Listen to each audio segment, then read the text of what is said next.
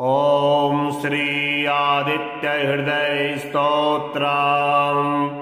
ॐ अस्य श्री आदित्य हृदय स्तोत्र मंत्रस्य अगस्त्य ऋषिः अनुष्टुप् छन्दः।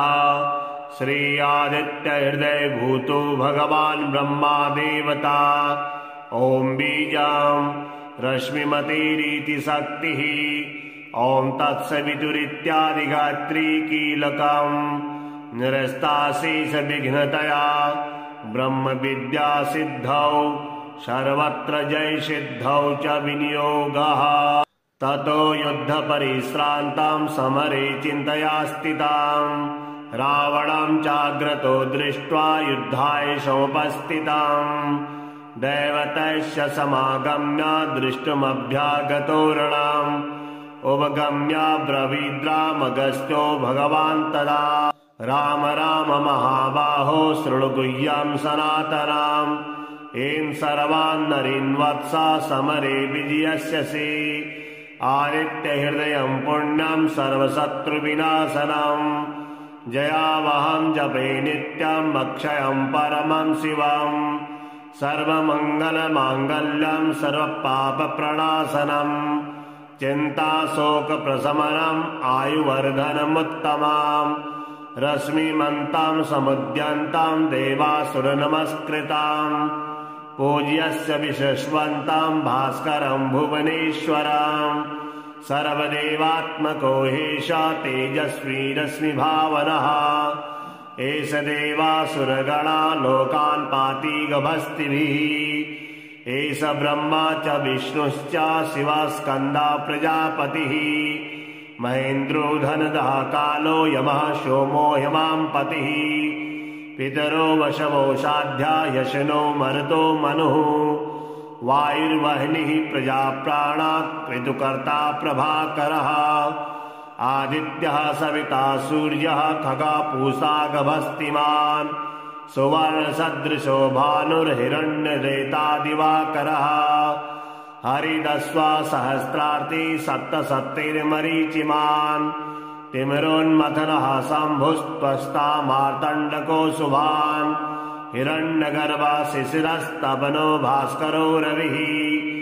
अग्निगर्भोदिते पुत्रः शङ्काशिशिरनाशनः। व्योमनाथस्तमो वेधीरिखयजुषामपारगः। धनवृष्टिरपामित्रो विन्ध्यवीथि प्लवङ्गवः। आतपी मण्डले मृत्युः पिङ्गला सर्वतापनः। कपिर्विश्वो महातेजा रक्ता सर्वभूद्भवः। नक्षत्रग्रहताराणाम् अधिपो विश्वभावनः। तेजसामपि तेजस्वी द्वादशात्मन् ते।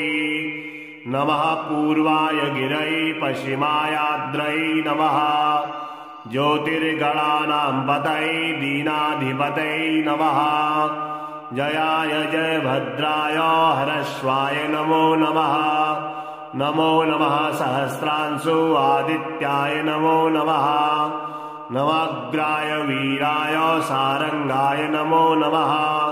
नमः पद्मप्रबोधाय मार्तण्डाय नमो नमः। ब्रह्मेशानाच्युतेशाय सूर्यायादित्यवर्चसे। भास्वते सर्वभक्षाय रौद्राय वपुषे नमः। तमोघ्नाय हिमघ्नाय शत्रुघ्नायामितात्मने। कृतघ्नाय देवाय ज्योतिषां पतये नमः। तप्तचामीकराभाय वहनै विश्वकर्मणे। नमस्तवो निघ्नाय रुचये लोकसाक्षिणे। नाशयत्तेष वैभूतां तदेव सृजति प्रभुः। पायत्तेष तपत्तेष वर्षत्तेष गभस्तिभिः। एष सुप्तेषु जागर्ति भूतेषु परिनिष्ठितः। एष चैवाग्निहोत्रं च फलं चैवाग्निहोत्रिणाम्। वेदासकर्तवश्चैव क्रतूनां फलमेव च। यानि कृत्यानि लोकेषु सर्व एष रविप्रभुः।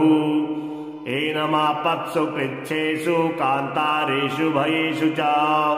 कीर्तयान् पुरुषः कश्चिन्नावसीदति राघव। पूज्यस्येनमेकाग्रो देवदेवं जगत्पतिम् एतत्त्रिगुणितं जपत्वा युद्धेषु विजयस्यसि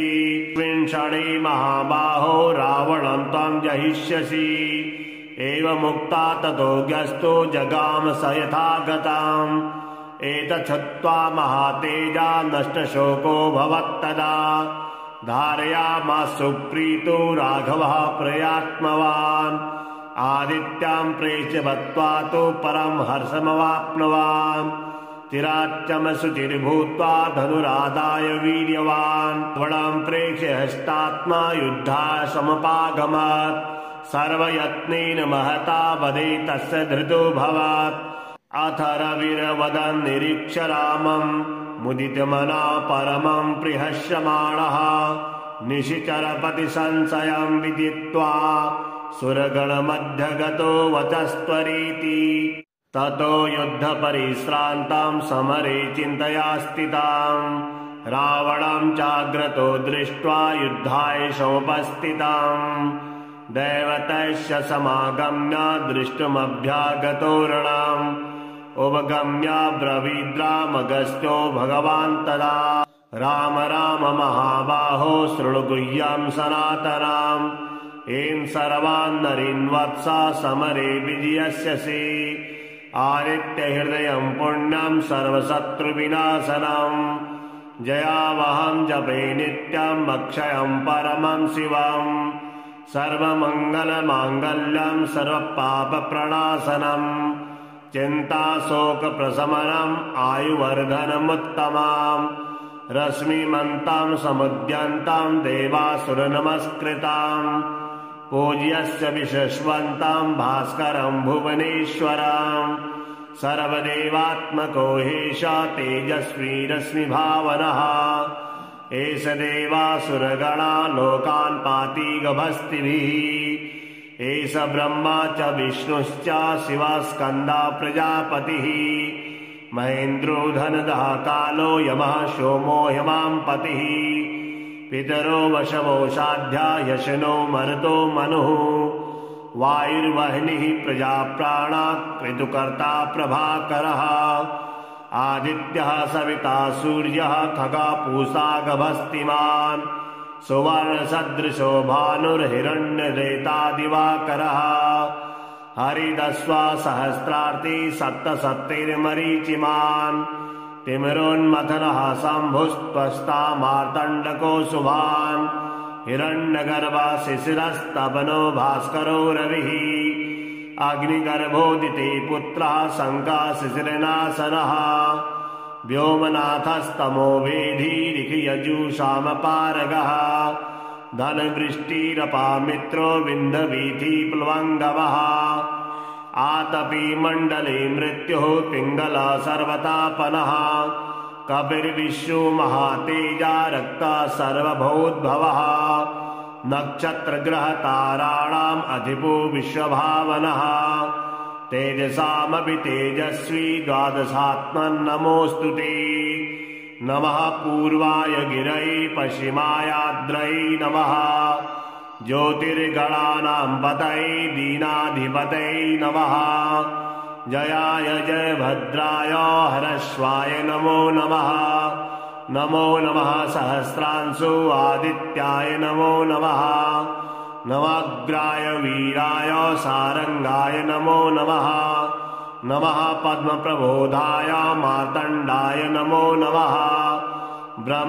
ब्रह्मेशानाच्युतेशाय सूर्यायादित्यवर्चसे भास्वते सर्वभक्षाय रौद्राय वपुषे नमः तमोघ्नाय हिमघ्नाय शत्रुघ्नायामितात्मने कृतघ्नाय देवाय ज्योतिषां पतये नमः तप्तचामीकराभाय वहनै विश्वकर्मणे नमस्तवोनिघ्नाय रुचये लोकसाक्षिणे नाशयत्तेष वैभूतां तदेव सृजति प्रभुः पायत्तेष तपत्तेष वर्षत्तेष गभस्तिभिः एष सुप्तेषु जागर्ति भूतेषु परिनिष्ठितः एष चैवाग्निहोत्रं च फलं चैवाग्निहोत्रिणाम् वेदासकर्तवश्चैव क्रतूनां फलमेव च यानि कृत्यानि लोकेषु सर्व एष रविप्रभुः एनमापत्सु कृच्छेषु कान्तारेषु भयेषु च कीर्तयान् पुरुषः कश्चिन्नावसीदति राघव पूज्यस्येनमेकाग्रो देवदेवं जगत्पतिम् एतत्त्रिगुणितं जपत्वा युद्धेषु विजयस्यसि विंशणे महाबाहो रावणं त्वं जहिष्यसि एवमुक्ता ततो ग्यस्तो जगाम स यथा गताम् एतच्छ्रुत्वा महातेजा नष्टशोको भवत्तदा धारयामास सुप्रीतो राघवः प्रयात्मवान् आदित्यां प्रेक्ष्य बत्वा तु परं हर्षमवाप्नुवान् चिराच्चमसुचिर्भूत्वा धनुरादाय वीर्यवान् वणं प्रेक्ष्य हस्तात्मा युद्धाय समपागमत् सर्वयत्नेन महता वदे तस्य धृतो भवत् अथ रविर्वदन् निरीक्ष्य रामं मुदितमना परमं प्रहस्यमाणः निशिचरपति संशयं विदित्वा सुरगणमध्यगतो वचस्त्वरीति ततो युद्धपरिश्रान्तां समरे चिन्तया स्थितां रावणं चाग्रतो दृष्ट्वा युद्धाय समुपस्थिताम् दैवतस्य समागम्य दृष्टुमभ्यागतो रणम् उपगम्य ब्रवीद्रामगस्त्यो भगवान् तदा राम राम महाबाहो शृणु गुह्यं सनातनम् एन् सर्वान् नरीन् वत्सा समरे विजयस्यसि आदित्यहृदयं पुण्यं सर्वशत्रुविनाशनम् जयावहं जपे नित्यम् अक्षयं परमं शिवम् सर्वमङ्गलमाङ्गल्यं सर्वपापप्रणाशनम् चिन्ताशोकप्रशमनम् आयुवर्धनमुत्तमाम् रश्मिमन्तां समुद्यन्तां देवासुरनमस्कृताम् पूज्यस्य विशस्वन्तां भास्करं भुवनेश्वरम् सर्वदेवात्मको हेष तेजस्वी रश्मिभावनः एष देवासुरगणा लोकान् पाति गभस्तिभिः एष ब्रह्मा च विष्णुश्च शिवस्कन्दा प्रजापतिः महेन्द्रो धनदः कालो यमः सोमो हिमांपतिः पितरो वशवो साध्या यशनो मरुतो मनुः वायुर्वह्निः प्रजाप्राणा ऋतुकर्ता प्रभाकरः आदित्यः सविता सूर्यः खगा पूषा गभस्तिमान् सुवर्णसदृशो भानुर्हिरण्यरेता दिवाकरः हरिदस्वा सहस्रार्ति सप्तसप्तैर्मरीचिमान् तिमिरोन्मथनः शम्भुस्त्वष्टा मार्तण्डको शुभान् हिरण्यगर्भा शिशिरस्तपनो भास्करो रविः अग्निगर्भोदिते पुत्रः शङ्काशिशिरनाशनः व्योमनाथस्तमो वेधीरिखयजुषामपारगः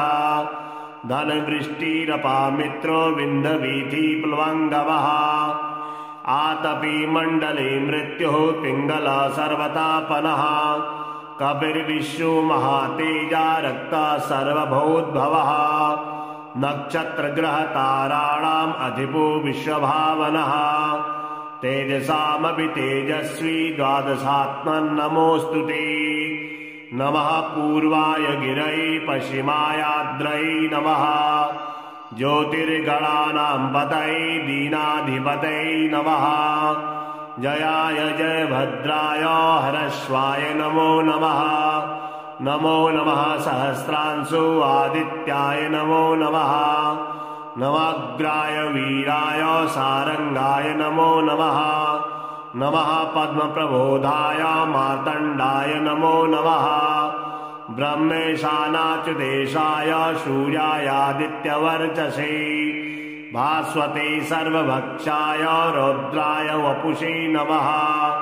तमोघ्नाय हिमघ्नाय शत्रुघ्नायामितात्मने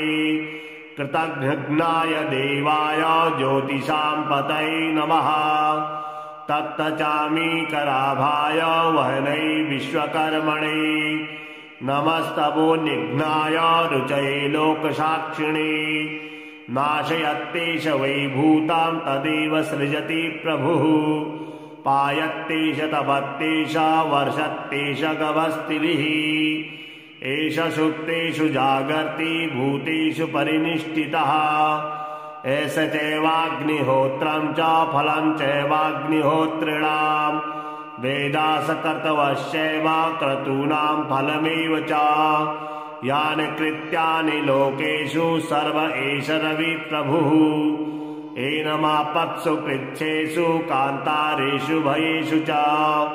कीर्तयान् पुरुषः कश्चिन्नावसीदति राघव पूज्यस्येनमेकाग्रो देवदेवं जगत्पतिम् एतत्त्रिगुणितं जपत्वा युद्धेषु विजयस्यसि विंशणे महाबाहो रावणं त्वं जहिष्यसि एवमुक्ता ततो व्यस्तो जगाम स यथा गताम् एतच्छ्रुत्वा महातेजा नष्टशोको भवत्तदा धारयामास सुप्रीतो राघवः प्रयात्मवान् आदित्यां प्रेक्ष्य बत्वा तु परं हर्षमवाप्नुवान् चिराच्चमसुचिर्भूत्वा धनुरादाय वीर्यवान् वणं प्रेक्ष्य हस्तात्मा युद्धाय समुपागमत् सर्वयत्नेन महता वदे तस्य धृतो भवत् अथ रविर्वदन् निरीक्ष्य रामं मुदितमना परमं प्रहस्यमाणः निशिचरपतिसंशयं विदित्वा सुरगणमध्यगतो वचस्त्वरीति ततो युद्धपरिश्रान्तां समरे चिन्तया स्थितां रावणं चाग्रतो दृष्ट्वा युद्धाय समुपस्थिताम् दैवतस्य समागम्य दृष्टुमभ्यागतो रणम् उपगम्य ब्रवीद्रामगस्त्यो भगवान् तदा राम राम महाबाहो शृणु गुह्यं सनातनाम् एन् सर्वान् नरीन् वत्सा समरे विजयस्यसि आदित्यहृदयं पुण्यं सर्वशत्रुविनाशनम् जयावहं जपे नित्यम् अक्षयं परमं शिवम् सर्वमङ्गलमाङ्गल्यं सर्वपापप्रणाशनम् चिन्ताशोकप्रशमनम् आयुवर्धनमुत्तमाम् रश्मिमन्तां समुद्यन्तां देवासुरनमस्कृताम् पूज्यस्य विशस्वन्तां भास्करं भुवनेश्वरम् सर्वदेवात्मको हेष तेजस्वी रश्मिभावनः एष देवासुरगणा लोकान् पाति गभस्तिभिः एष ब्रह्मा च विष्णुश्च शिवस्कन्दा प्रजापतिः महेन्द्रो धनदः कालो यमः सोमो हिमांपतिः पितरो वशवो साध्या यशनो मरुतो मनुः वायुर्वह्निः प्रजाप्राणा ऋतुकर्ता प्रभाकरः आदित्यः सविता सूर्यः खगा पूषा गभस्तिमान् सुवर्णसदृशो भानुर्हिरण्यरेता दिवाकरः हरिदस्वा सहस्रार्ति सप्तसप्तैर्मरीचिमान् तिमिरोन्मथनः शम्भुस्त्वस्ता मार्तण्डको शुभान् हिरण्यगर्भा शिशिरस्तपनो भास्करो रविः अग्निगर्भोदिते पुत्रः शङ्काशिशिरनाशनः व्योमनाथस्तमो वेधीरिखयजुषामपारगः धनवृष्टिरपामित्रो विन्ध्यवीथिप्लवङ्गवः आतपी मण्डले मृत्युः पिङ्गलः सर्वतापनः कपिर्विश्वो महातेजा रक्तः सर्वभूद्भवः नक्षत्रग्रहताराणाम् अधिपो विश्वभावनः तेजसामपि तेजस्वी द्वादशात्मन् ते नमः पूर्वाय गिरये पश्चिमायाद्रये नमः ज्योतिर्गणानां पतये दीनाधिपतये नमः जयाय जयभद्राय हरश्वाय नमो नमः नमो नमः सहस्रांशु आदित्याय नमो नमः नवाग्राय वीराय सारंगाय नमो नमः नमः पद्मप्रबोधाय मार्तण्डाय नमो नमः ब्रह्मेशानाच्युतेशाय सूर्यायादित्यवर्चसे भास्वते सर्वभक्षाय रौद्राय वपुषे नमः तमोघ्नाय मग्नाय शत्रुघ्नायामितात्मने कृतघ्नाय देवाय ज्योतिषां पतये नमः तप्तचामीकराभाय वहनै विश्वकर्मणे नमस्तपोनिघ्नाय रुचये लोकसाक्षिणे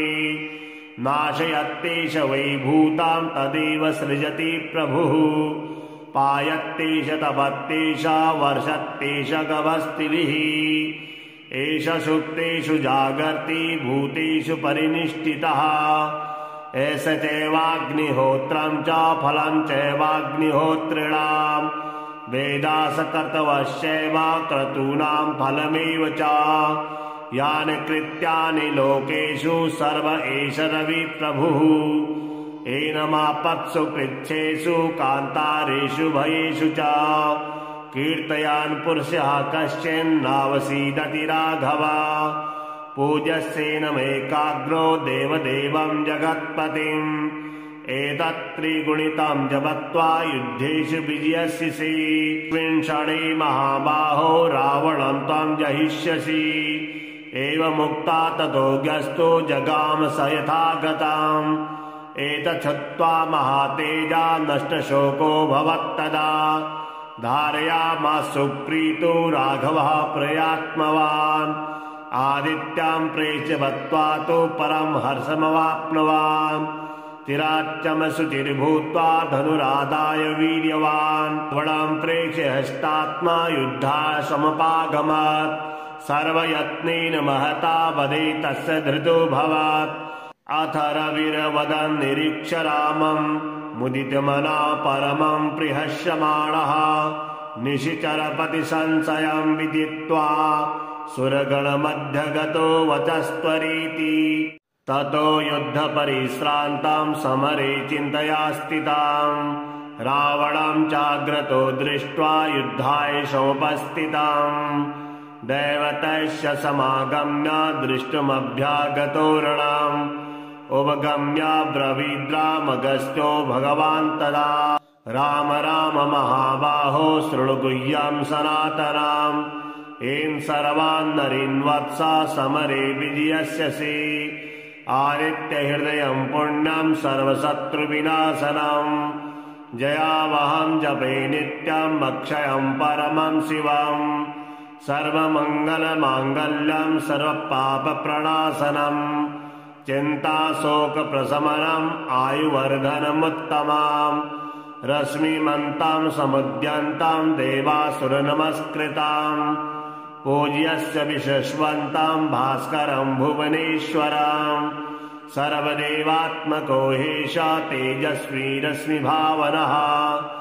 एष देवासुरगणा लोकान् पाति गभस्तिभिः एष ब्रह्मा च विष्णुश्च शिवस्कन्दा प्रजापतिः महेन्द्रो धनदः कालो यमः सोमो हिमांपतिः पितरो वशवो साध्या यशनो मरुतो मनुः वायुर्वह्निः प्रजाप्राणा ऋतुकर्ता प्रभाकरः आदित्यः सविता सूर्यः खगा पूषा गभस्तिमान् सुवर्णसदृशो भानुर्हिरण्यरेता दिवाकरः हरिदस्वा सहस्रार्ति सप्तसप्तैर्मरीचिमान् तिमिरोन्मथनः शम्भुस्त्वष्टा मार्तण्डको शुभान् हिरण्यगर्भा शिशिरस्तपनो भास्करो रविः अग्निगर्भोदिते पुत्रः शङ्काशिशिरनाशनः व्योमनाथस्तमो वेधीरिखयजुषामपारगः धनवृष्टिरपामित्रो विन्ध्यवीथिप्लवङ्गवः आतपी मण्डले मृत्युः पिङ्गला सर्वतापनः कपिर्विश्वो महातेजा रक्ता सर्वभूद्भवः नक्षत्रग्रहताराणाम् अधिपो विश्वभावनः तेजसामपि तेजस्वी द्वादशात्मन्नमोऽस्तु ते नमः पूर्वाय गिरये पश्चिमायाद्रये नमः ज्योतिर्गणानां पतये दीनाधिपतये नमः जयाय जयभद्राय हरश्वाय नमो नमः नमो नमः सहस्रांशु आदित्याय नमो नमः नवाग्राय वीराय सारंगाय नमो नमः। नमः पद्मप्रबोधाय मार्तण्डाय नमो नमः। ब्रह्मेशानाच्युतेशाय सूर्यायादित्यवर्चसे भास्वते सर्वभक्षाय रौद्राय वपुषे नमः। तमोघ्नाय हिमघ्नाय शत्रुघ्नायामितात्मने कृतघ्नाय देवाय ज्योतिषां पतये नमः। तप्तचामीकराभाय वहनै विश्वकर्मणे नमस्तपोनिघ्नाय रुचये लोकसाक्षिणे नाशयत्तेष वैभूतां तदेव सृजति प्रभुः पायत्तेष तपत्तेष वर्षत्तेष गभस्तिभिः एष सुप्तेषु जागर्ति भूतेषु परिनिष्ठितः एष चैवाग्निहोत्रं च फलं चैवाग्निहोत्रिणां वेदासकर्तवश्चैव क्रतूनां फलमेव च यानि कृत्यानि लोकेषु सर्व एष रविप्रभुः एनमापत्सु पृच्छेषु कान्तारेषु भयेषु च कीर्तयान् पुरुषः कश्चिन्नावसीदति राघव पूज्यस्येनमेकाग्रो देवदेवं जगत्पतिम् एतत्त्रिगुणितं जपत्वा युद्धेषु विजयस्यसि विंशणे महाबाहो रावणं त्वं जहिष्यसि एवमुक्ता ततो ग्यस्तो जगाम स यथा गताम् एतच्छ्रुत्वा महातेजा नष्टशोको भवत्तदा धारयामास सुप्रीतो राघवः प्रयात्मवान् आदित्यां प्रेक्ष्य बत्वा तु परं हर्षमवाप्नुवान् चिराच्चमसुचिर्भूत्वा धनुरादाय वीर्यवान् वणं प्रेक्ष्य हस्तात्मा युद्धाय समपागमत् सर्वयत्नेन महता वदे तस्य धृतो भवत् अथ रविर्वदन् निरीक्ष्य रामं मुदितमना परमं प्रहस्यमाणः निशिचरपतिसंशयं विदित्वा सुरगणमध्यगतो वचस्त्वरीति ततो युद्धपरिश्रान्तां समरे चिन्तया स्थितां रावणं चाग्रतो दृष्ट्वा युद्धाय समुपस्थिताम् दैवतस्य समागम्य दृष्टुमभ्यागतो रणम् उपगम्य ब्रवीद्रामगस्त्यो भगवान् तदा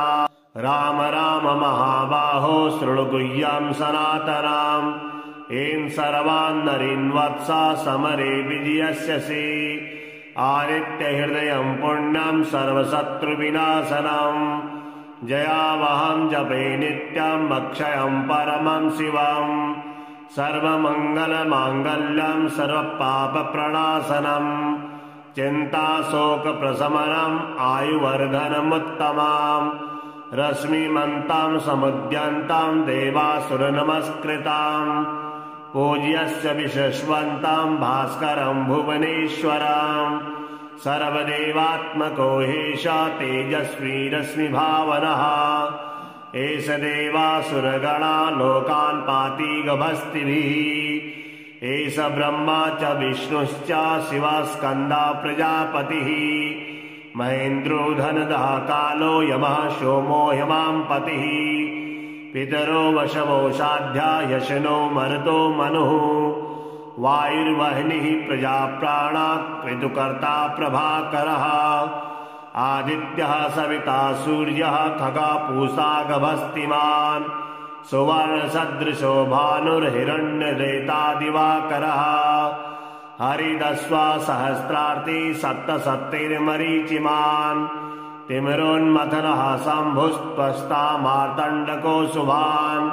हिरण्यगर्भा शिशिरस्तपनो भास्करो रविः अग्निगर्भोदिते पुत्रः शङ्काशिशिरनाशनः व्योमनाथस्तमो वेधीरिखयजुषामपारगः धनवृष्टिरपामित्रो विन्ध्यवीथिप्लवङ्गवः आतपी मण्डले मृत्युः पिङ्गला सर्वतापनः कपिर्विश्वो महातेजा रक्ता सर्वभूद्भवः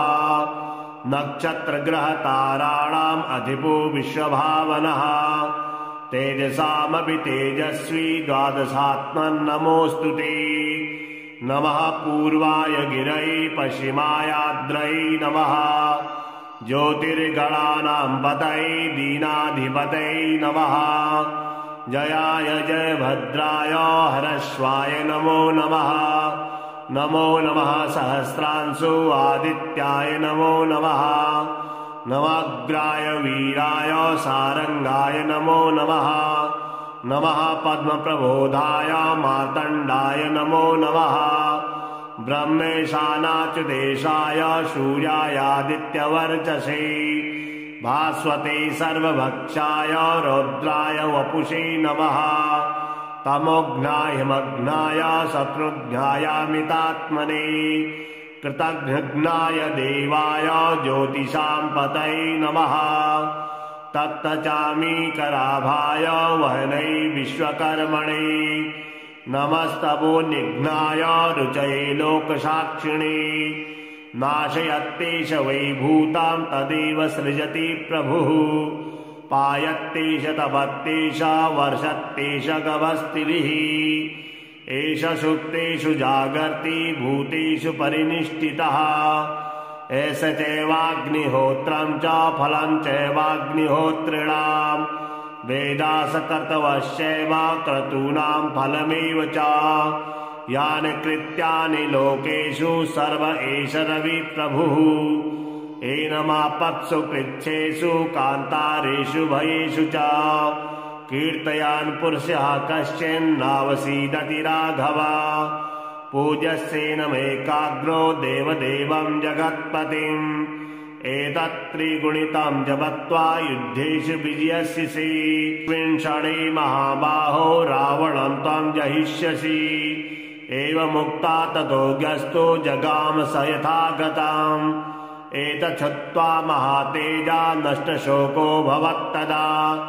धारयामास सुप्रीतो राघवः प्रयात्मवान् आदित्यां प्रेक्ष्य बत्वा तु परं हर्षमवाप्नुवान्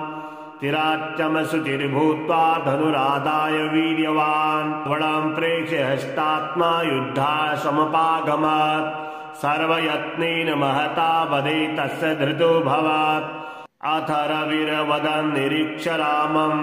मुदितमना परमं प्रहस्यमाणः निशिचरपतिसंशयं विदित्वा सुरगणमध्यगतो वचस्त्वरीति ततो युद्धपरिश्रान्तां समरे चिन्तया स्थितां रावणं चाग्रतो दृष्ट्वा युद्धाय समुपस्थितां दैवतस्य समागम्य दृष्टुमभ्यागतो रणम् उपगम्य ब्रवीद्रामगस्त्यो भगवान् तदा राम राम महाबाहो शृणु गुह्यं सनातनाम्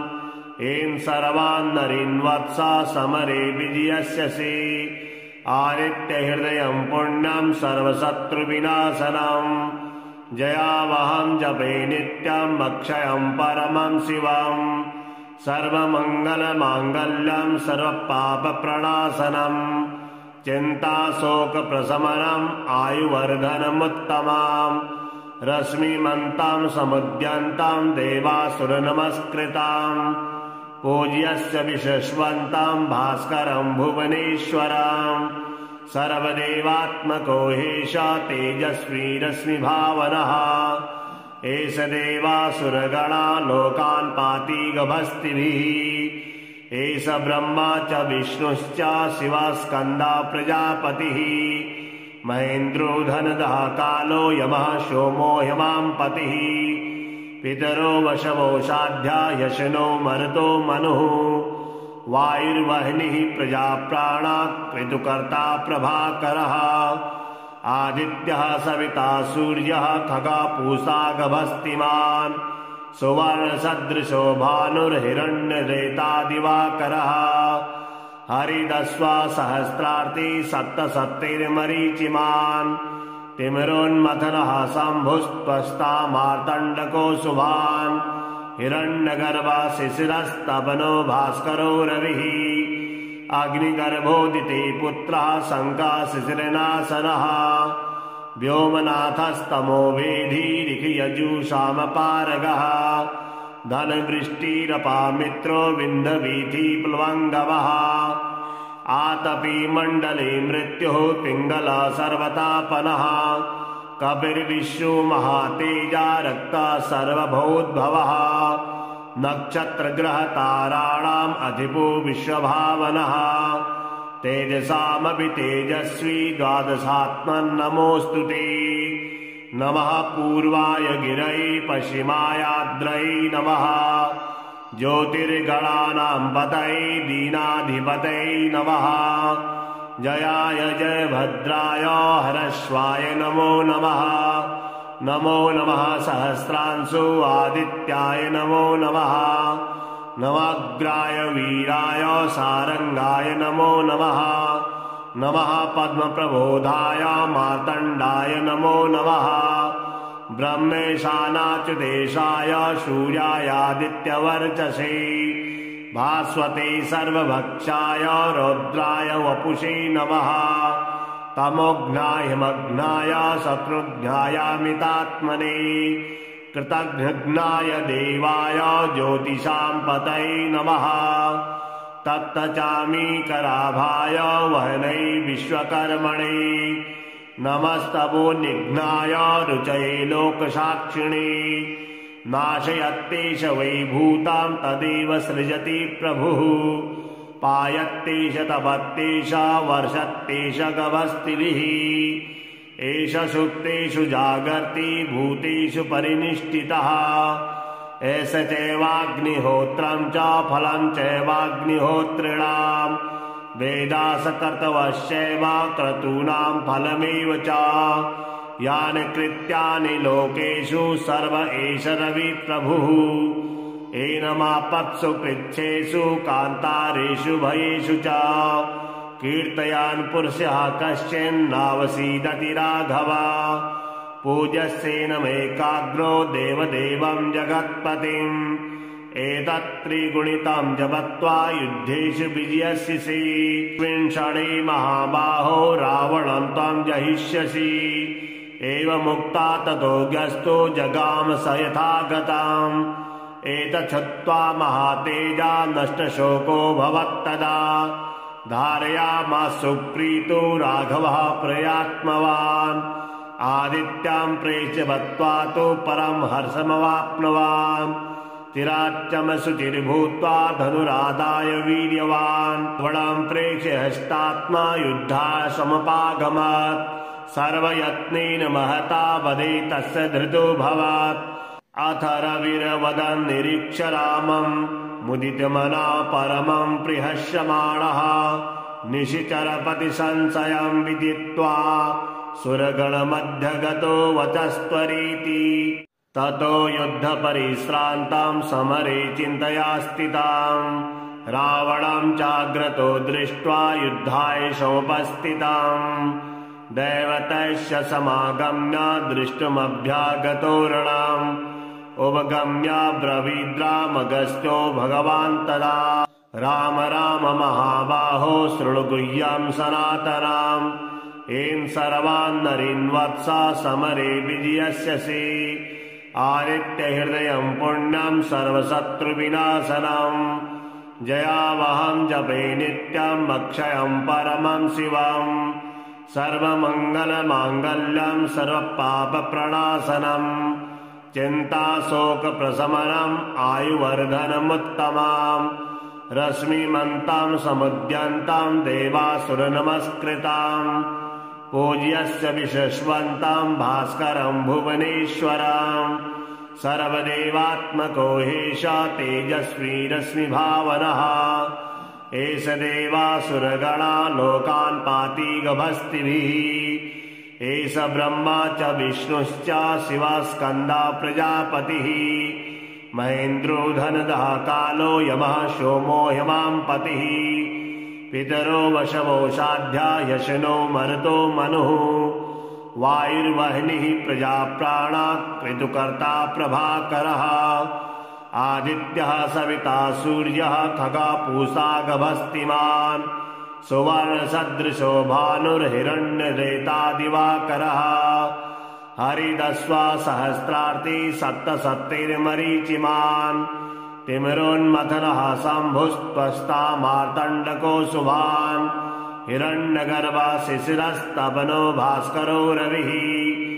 अग्निगर्भोदिते पुत्रः शङ्काशिशिरनाशनः व्योमनाथस्तमो वेधीरिखयजुषामपारगः धनवृष्टिरपामित्रो विन्ध्यवीथि प्लवङ्गवः आतपी मण्डले मृत्युः पिङ्गलः सर्वतापनः कपिर्विश्वो महातेजा रक्तः सर्वभूद्भवः नक्षत्रग्रहताराणाम् अधिपो विश्वभावनः तेजसामपि तेजस्वी द्वादशात्मन्नमोऽस्तु ते नमः पूर्वाय गिरये पश्चिमायाद्रये नमः ज्योतिर्गणानां पतये दीनाधिपतये नमः जयाय जयभद्राय हरश्वाय नमो नमः नमो नमः सहस्रांशु आदित्याय नमो नमः नवाग्राय वीराय सारंगाय नमो नमः नमः पद्मप्रबोधाय मार्तण्डाय नमो नमः ब्रह्मेशानाच्युतेशाय सूर्यायादित्यवर्चसे भास्वते सर्वभक्षाय रौद्राय वपुषे नमः तमोघ्नाय हिमघ्नाय शत्रुघ्नायामितात्मने कृतघ्नाय देवाय ज्योतिषां पतये नमः तप्तचामीकराभाय वहनै विश्वकर्मणे नमस्तवोनिघ्नाय रुचये लोकसाक्षिणे नाशयत्तेष वैभूतां तदेव सृजति प्रभुः पायत्तेष तपत्तेष वर्षत्तेष गभस्तिभिः एष सुप्तेषु जागर्ति भूतेषु परिनिष्ठितः एष चैवाग्निहोत्रं च फलं चैवाग्निहोत्रिणाम् वेदासकर्तवश्चैव क्रतूनां फलमेव च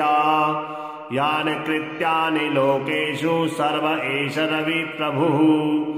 एनमापत्सु पृच्छेषु कान्तारेषु भयेषु च कीर्तयान् पुरुषः कश्चिन्नावसीदति राघव पूज्यस्येनमेकाग्रो देवदेवं जगत्पतिम् एतत्त्रिगुणितं जपत्वा युद्धेषु विजयस्यसि विंशणे महाबाहो रावणं त्वं जहिष्यसि एवमुक्ता ततो व्यस्तो जगाम स यथा गताम् एतच्छ्रुत्वा महातेजा नष्टशोको भवत्तदा धारयामास सुप्रीतो राघवः प्रयात्मवान् आदित्यां प्रेक्ष्य बत्वा तु परं हर्षमवाप्नुवान् चिराच्चमशुचिर्भूत्वा धनुरादाय वीर्यवान् वणं प्रेक्ष्य हस्तात्मा युद्धाय समपागमत् सर्वयत्नेन महता वदे तस्य धृतो भवत् अथ रविर्वदन् निरीक्ष्य रामं मुदितमना परमं प्रहस्यमाणः निशिचरपतिसंशयं विदित्वा सुरगणमध्यगतो वचस्त्वरीति।